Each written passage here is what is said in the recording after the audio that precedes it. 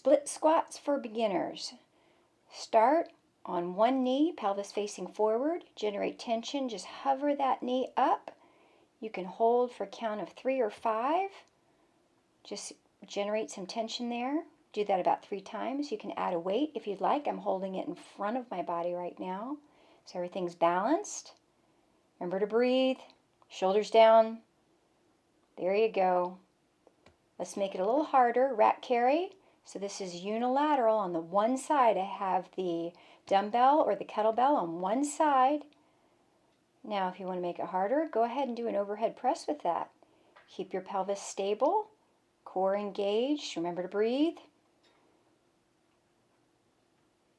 Now we're going to park this bell, take it all on the road, and practice standing. Go ahead and step forward and reach back gently with that knee. Do a little dance if you like. Functional exercise, got to be able to get off the floor. Thank you so much for practicing. Be well.